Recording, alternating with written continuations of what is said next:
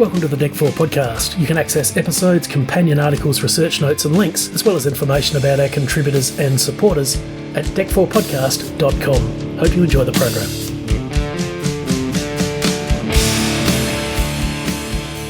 Now, one rather fascinating part of the film, and much of this, I think even perhaps all of it was removed when they re-released it, was the fan interviews that were pretty interesting. And I'd just like to read for now, one of the contributors was Anne Moses, who at that time was the editor of Tiger Beat, teen fan magazine. She was also the correspondent for New Musical Express, and she would do her Elvis work for New Musical Express in the UK. And I should mention that she is active on social media. She posts regularly on Facebook, and she has a website, and there is a fascinating article about her time on Elvis, That's the Way It Is, from AnneMoses.com, and this is what Dennis Sanders was trying to achieve with the interviewees. When it came time for Dennis Sanders to make his documentary film of Elvis, he wanted to include fans in the story. As he told me in a personal interview when I asked him why he wanted to include the fans, he replied, "Because I feel you don't have an entertainer without an audience.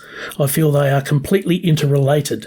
Some sense of this effect on his audience is as much a part of the drama as the entertainer himself." Then I asked if he had any idea when he began that the fans would be like the ones he put on film. He was candid. "No, I didn't know anything about Presley fans. I started with two girls.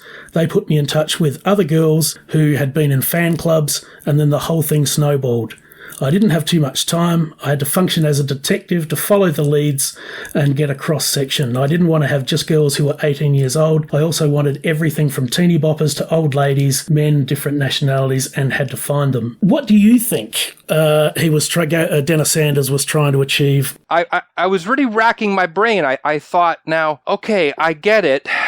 Show me the fans, and it's part of the story. I get it. And it's fascinating, too, to note that as early as 1970, it was understood by at least one man, Dennis Sanders, that the fandom around Elvis Presley is like nothing else in history. To say that they are part of the story is to use the smallest possible terms to explain the thing with Elvis and his fans. So, get a cross-section, get a different, not just the screaming girls, get a cross-section of the different types of fans. And, I tried to understand, was it Cricket, Sue, and Tinkerbell, the cat? Elvis's Uncle Vester, I think, was the one that introduced us. And he says, Sue, that's Cricket, and Cricket, that's Sue.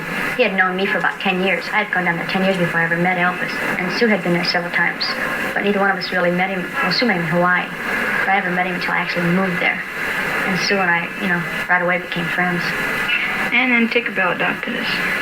And Elvis. She's only about 8 months old, but she's a good fan. Certainly. She loves to listen to Elvis. We've taken her up to the house, but she hasn't met Elvis yet. She likes his Vegas album because it's got a lot of action in it. So I'm trying to be open-minded and understand Sanders, what he's going for. He's the Willie Mays of entertainment. He can sing, dance, tell a good story, and do it all in such a way that you can believe it. And that's what I liked about him. That's what I thought was so great. He walked out on stage, and that's all it took for me. I was an Elvis fan immediately. Before, I had heard a lot about him, so yeah, sure, nobody is that good. Well, he's that good. I've got friends that collect every snapshot they can get. They've got hundreds of dollars worth of scrapbooks with just snapshots taken up to the house anywhere they can get them. He's the original creator of this style. Well, not the original creator, but he blended it and put it together in a way that it stayed. And when he did this, he created something that nobody knew where it was going to stop. I'd say, in a sense, I love Elvis, but not like I'd love a person that I want to marry. I think it's more of the type of love you'd have for a brother or sister. I love him pretty much like I would a member of the family. It's hard for me to understand because I never have felt that way about any entertainer, but to each his own. The Village Voice reviewed Elvis, That's the Way It Is. I read that. Yes, I read that. Across Middle America, Elvis is worshipped with a fervour akin to fundamentalist fanaticism. Elvis, That's the Way It Is about the annual pilgrimage of Middle Americans to their ultimate shrine, Las Vegas, to their very own oracle, Elvis. Like a sociological sharpshooter, director Dennis Sanders zeroes in on every conceivable variant of American Gothic, from little old ladies to perhaps the creepiest, I can't read this without laughing, I shouldn't, but the creepiest young man ever to appear on film. You alluded to Sue and Cricket. Now, Sue was the president of the Blue Hawaiians for Elvis fan club and had actually met him in Hawaii. And in fact, Sue and Cricket are mentioned in this Jerry Hopkins article. You know, wherever sort of Elvis goes, there goes Sue and Cricket. But Cricket is quite interesting. She was a lot more than a fan. She was actually a friend of Elvis for around 11 years. And and I'll put a link to this as well, she was actually at Elvis Week in 2011 and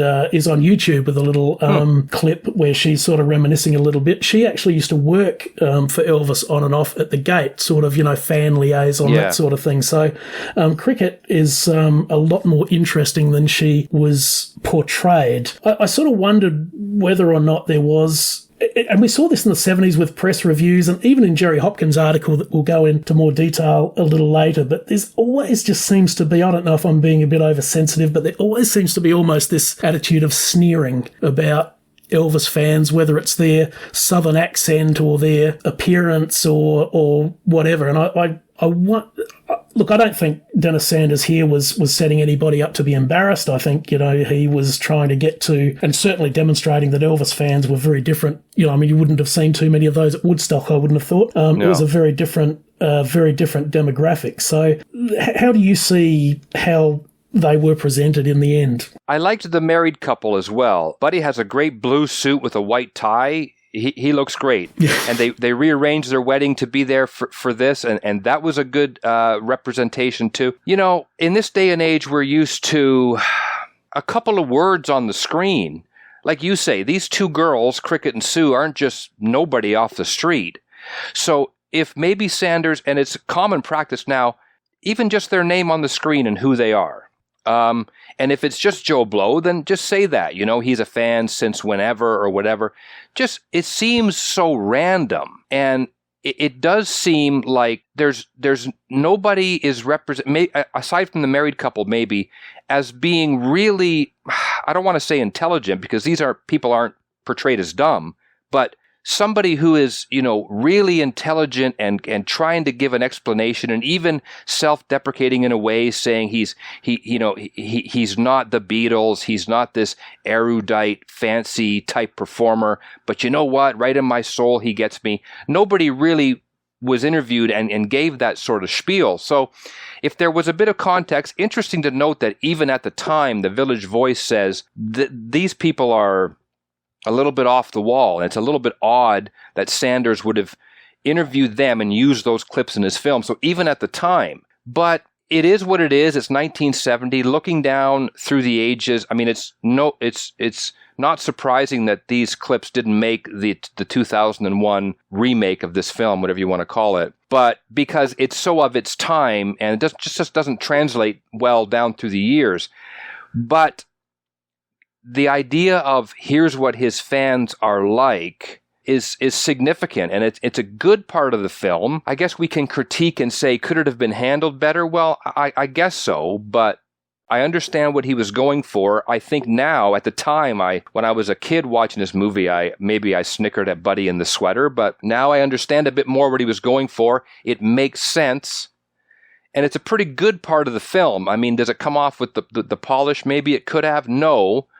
But it makes sense that he would have done that. So it really was a brain racker to get behind those interviews, what their purpose was, and how they translate down through the years. Actually, one more to mention, the African-American gentleman who is pictured in front of the RCA truck with all the records, his name was Lionel Hudson, and he was a foreman at RCA. During the time he worked there, he became friends with both Elvis and, interestingly, Colonel Parker. Said Colonel Parker had always taken care of him and had been very nice to him. What makes me a bona fide fan of Elvis, because all through the years, how a man can stay on top as good as Elvis, he must have something. And I like Elvis because of his music and the way he presents it, and everything about Elvis that seemed to be in the right place at the time. Podcast terms and conditions can be found at our website, deck4podcast.com. You can contact us there or on our social media. Find us on the major podcasting platforms, and we're also on Substack, Facebook, Tumblr, and Instagram. This has been George Fairbrother. Thanks for listening.